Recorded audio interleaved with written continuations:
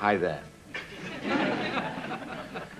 And yea, there was a great rending of cloth and a casting off of garments, and the multitude fell one upon another.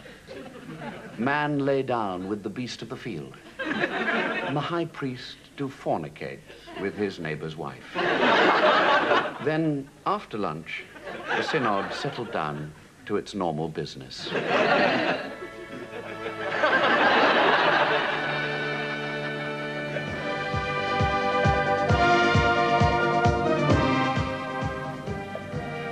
Have you seen this man? Quite a hunk, isn't he?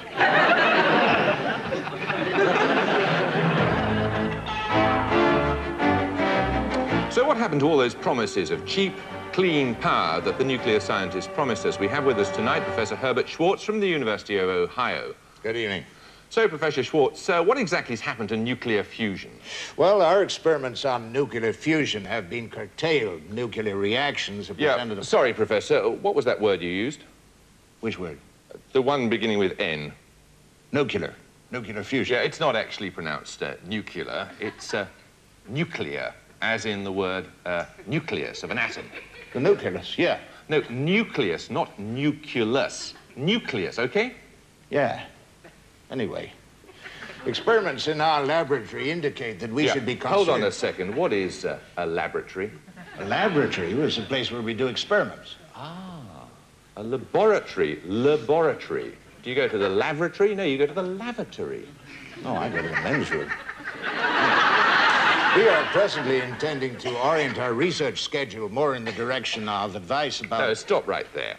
The word is orientate, not orient. You can't orient anything, particularly not a schedule, by which presumably you meant a schedule, not to mention the fact that it's research, not research. And why use the word presently when you could just as easily say now? Oh, shut up, you stupid pain in the ass. It's stupid pain in the arse, actually. Well, that's very nearly all we've got time for tonight. Just a chance for a look at next week's papers. Here they are. There you are, but not for long. Good night. Ladies and gentlemen, I'm going to be blunt. We're going bust. Now, if we're to survive, we've got to raise a large sum of cash, and we've got to do it now. So I propose that we all take a long, hard look at the competition. Oh, yes,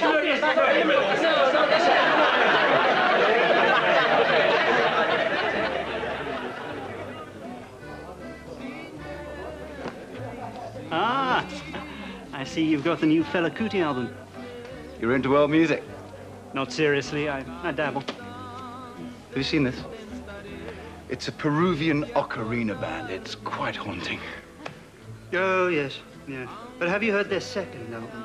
Because they augmented the usual lineup with mariachi trumpets, and thus they created a rather interesting juxtaposition between the two cultures. Really? What about this? I got it in Bali.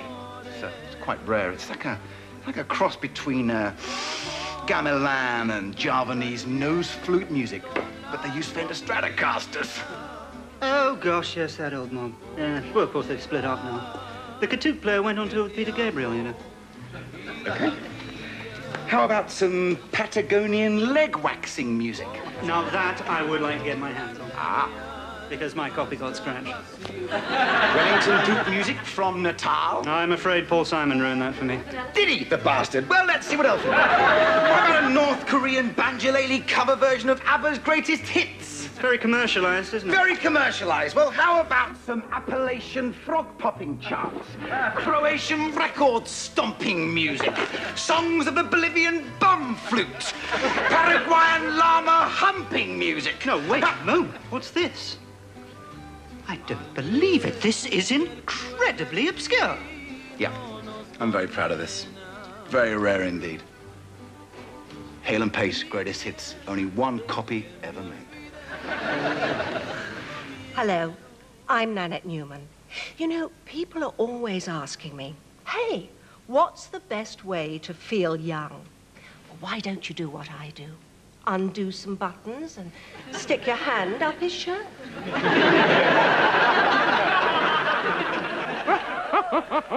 So I went to this restaurant, and the waiter brought me a chicken. I said, this chicken's cold. He said, it should be. It's been dead for 2 weeks. You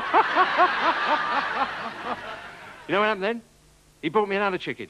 And I looked at it, I said, one leg's shorter than the other. He said, what do you want to do? Eat it or dance with it?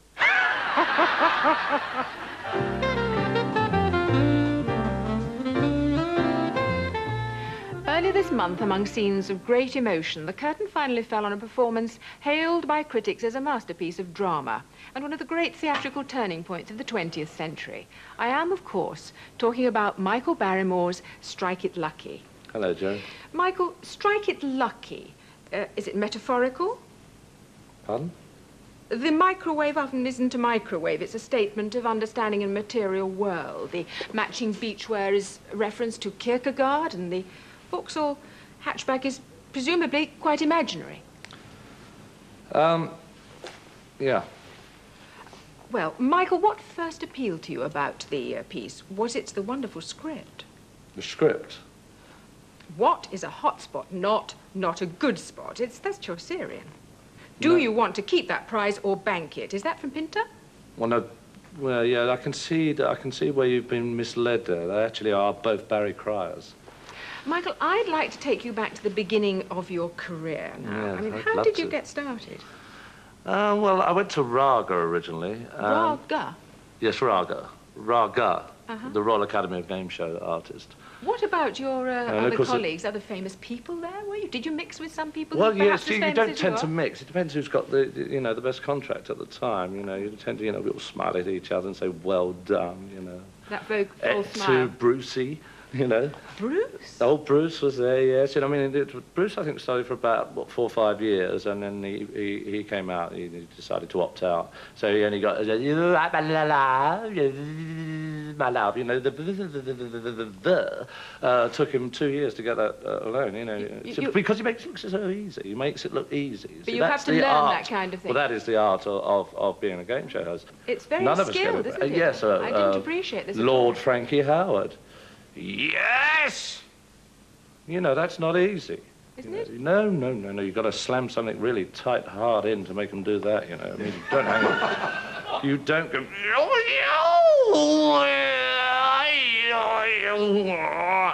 and then get up out of bed and go and work.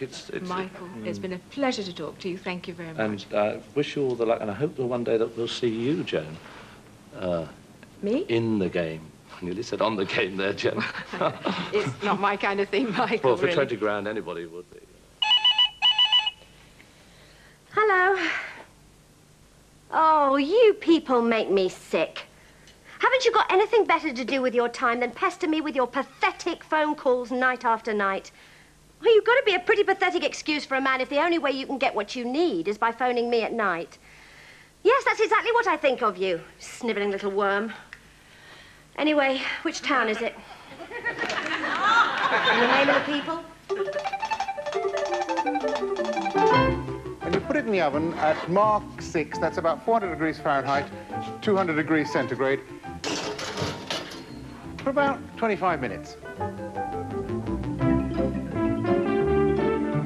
And here's one I prepared earlier.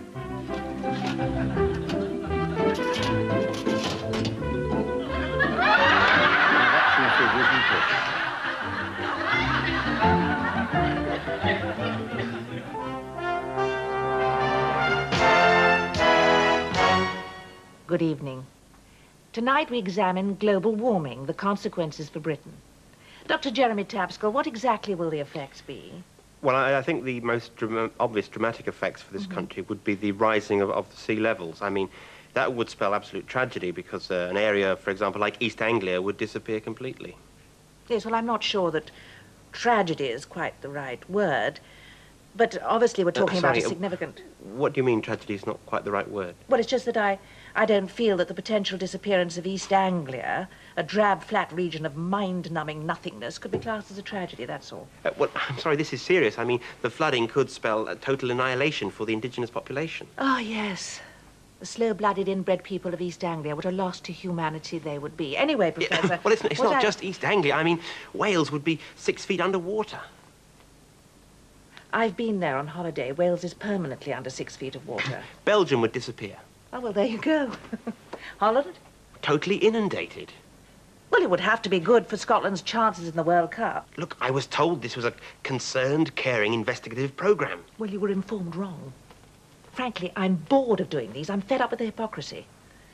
Here am I pressing you to tell me the truth, and then when you do, I have to lie and pretend I give a monkeys. I wanted a job in sport, but I got lumbered this. And terrible consumer programmes about where you can get a really cheap car. And now I suppose you think I'm an uncaring, heartless cynic. No, not really. I don't like the human race much myself either. Or the Welsh, for that matter. There is one question I would like to ask you, though. Yes? Do you know where I could get a really cheap houseboat? I live in East Anglia, you see, and I thought it might be quite handy. Well, there's a really great place. You can donate money over the counter at these banks.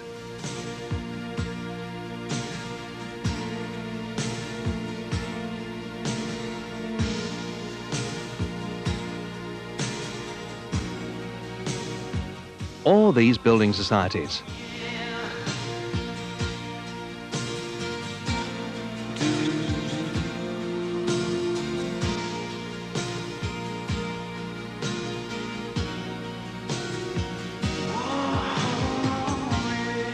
And at the post office.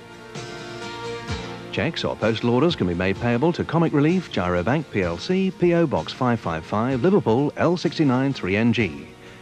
If you raise money through Red Nose events, send it to Comic Relief, care of KPMG, Pete Marwick, PO Box 678, London, EC4Y 8AS.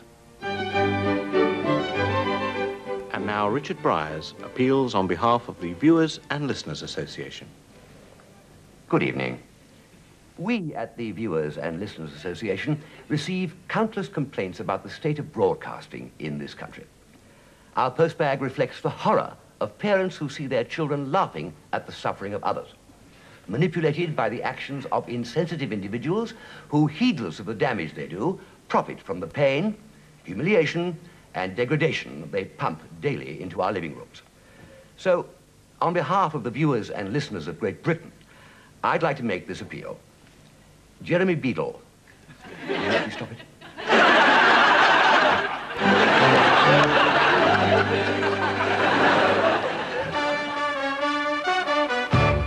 And the sheep said, how was it for you? Which, sorry, just to recap again, where were we? Oh, yes, Spurs, 3-0 win at home against Everton. Sadly, though, your commentator there was John Motson. Some good goals, John? Indeed so, Desmond. Mabbo spun a peach to Stewart, who was hanging deep. He then nutmegged his marker, feinted a short one to Gaza, wrong-footing the sweeper, lobbed a curler onto the skipper's good side, and he then swept past the despairing keeper and rattled it home off the woodwork from the edge of the box. 1-0. Sorry, what was that? Well, he rattled it home off the woodwork from the edge of the box. 1-0. Sorry, we seem to have a technical fault with John Motson. What does that mean? Well, it means he did a sort of... Well, you know, he slotted it home. Whipped in a hard one off the upright. Cannoned it home after a goal-mouth scramble. Oh, you mean he scored? With pinpoint accuracy. With his foot? Yes. That's what you mean. Why did you say so? He kicked the ball, it went into the goal. See, straightforward, so simple, in fact, a Bob Wilson of 5 could understand it. It tells everyone what happened instead of all that mumbo-jumbo that keeps me almost awake every Saturday. Well, Desmond, in a match full of incident, Walshy... Sorry, who's Walshy? Walshy. Paul Walsh. Plays for Spurs. If he's called Paul Walsh, why don't you call him Paul Walsh? I mean, come on, do I call you Motsy? Well, yes, you do, Desmond, actually, and I wish you wouldn't. Well, let's stick to the game, shall we, John? Yes, well, Paul Walsh fed the ball... What, bought it lunch? Fed it with a spoon? Is this a 25-year-old with eating problems? Todger on the table, John. Well... He kicked it. Paul Walsh kicked it to Gary Mabbott, who kicked it to Paul Stewart. Yes. Who kicked it to Gary Lineker. Yes. And Lineker kicked it past the keeper, a goalkeeper. And the third goal? Much the same, really. Sorry. Well, thanks, John. That report, of course, coming out in book form for younger viewers. Now, the classified results.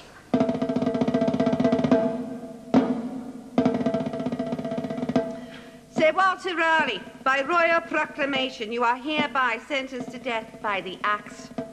'Tis a sharp cure for all ills, ma'am. It's a miserable legacy, Sir Walter. Something called tobacco and a strange object apparently known as a potato. Any last requests? One last smoke would not go amiss, Your Grace. So be it.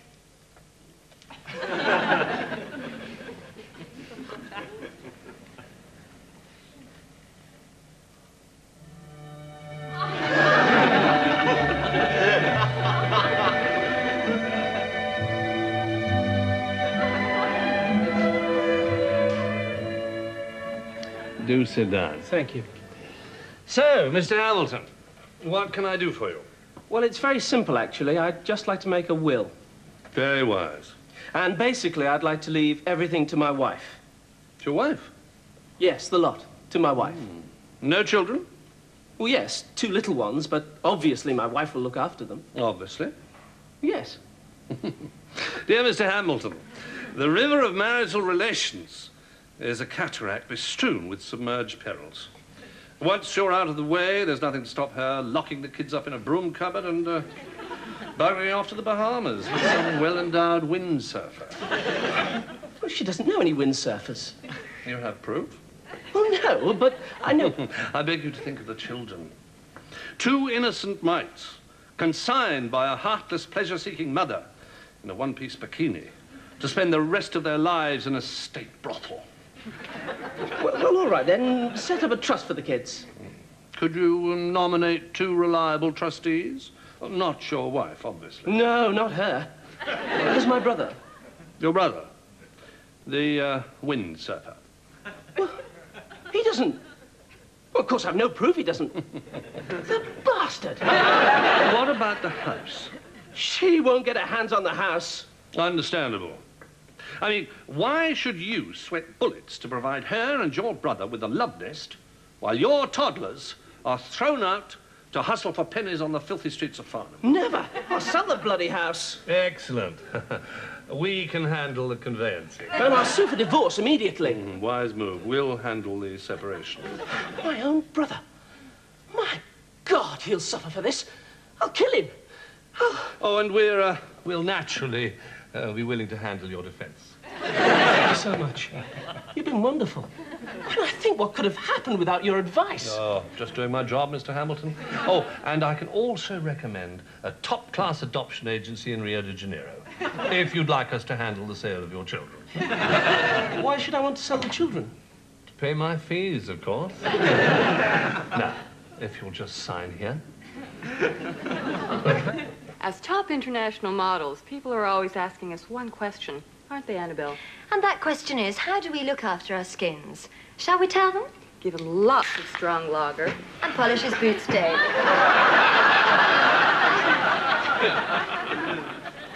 Morning. Good morning. There we are.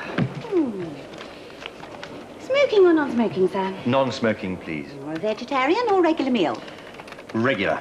Chatty or quiet? I'm sorry? We've decided to expand our range of choices on flights. Oh, excellent.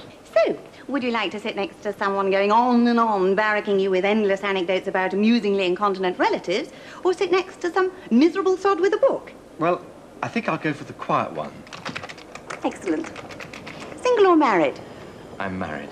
So, do you want to sit next to someone married whose children will vomit over you, or single, in which case you stand a chance of a late-night snog? Perhaps I'll try the single one. Pants or not pants? Sorry? And do you want them wearing pants or not wearing pants? I think wearing them would be best. Excellent.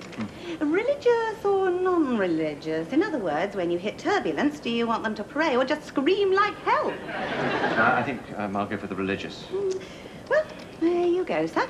Now, just one final question. Sucker or not sucker? Sorry, I'm not with you again. Well, I can answer that one then, sir. You're a sucker.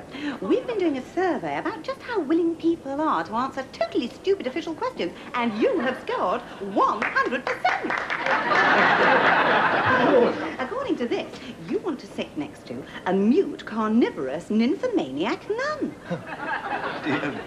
Oh, don't worry, sir. It's all just a ruse to cheer up staff morale. Oh, well, that's fine then.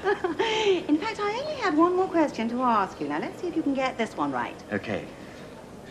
Shoot. Which would you prefer? Economy class with a small orange juice that tastes of cardboard, or first class with as much free champagne as you can drink? First class, I think. Interesting choice, sir. Enjoy your flight. Thank you. I believe you're sitting next to Oliver Reed. Sandy! Andy! Sandy? Mandy. Mandy. Sandy. Andy, Mandy. Candy. Andy. Candy. Mandy. Roger! Andy! Mandy, Sandy, Candy. Mr. Tandy. Sandy.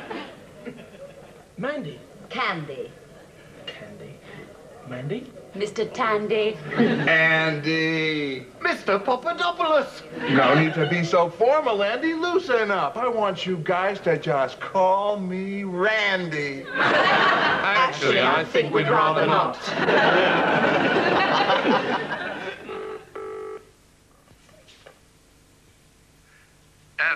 I'm afraid I'm not in at the moment, so please, can you leave a message? And I'll be right back. Look, I won't leave a message, June. I just hate talking to these bloody machines. Yes, well, we're not that keen on talking to you bloody humans.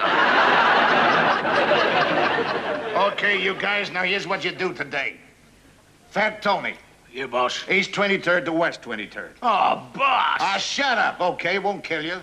Even fatter, Tony? Yeah, boss. Central Park. Oh, not the park, boss. It's murder! Yeah, really revolting gross, Tony. Yes, boss. Yeah, I think maybe you and me should have a little chat at some point in the near future. Outrageously gargantuan, in fact, too huge to get into a room even with people of a normal size, Tony. Yeah, boss. Wobble downtown. Yeah, it's not right. Stop that noise, okay? Hey, even fatter, Tony, I'm already candid, okay? I know you don't like it, I know you don't think it's fair, but when you join the Lower East Side Weight Watchers, you got to expect to suffer a little, okay? Go!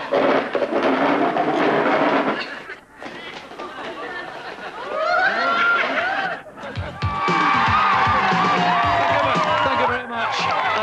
Goody, keep it down a bit. Thank you. Good evening. I'm sorry Simon cannot be with you this evening because, unfortunately... He said a rude word to his Auntie Trixie. So his mother decided that... I decided that he had to stay in his room until he apologised. After she knitted him that lovely cardie as well. Pardon? The one with the snowman on. She's a wonderful knitter, you know. Lovely Anyway, knitter. the show must go on. So... unfortunately. Oh, young man! Here is the rundown on this week's hit. Here, just a minute. There's a young lad smoking over there. Put that down, it'll stunt your growth. Probably just the dry ice, Mother. Rundown on this week's Top 40. And at number 40,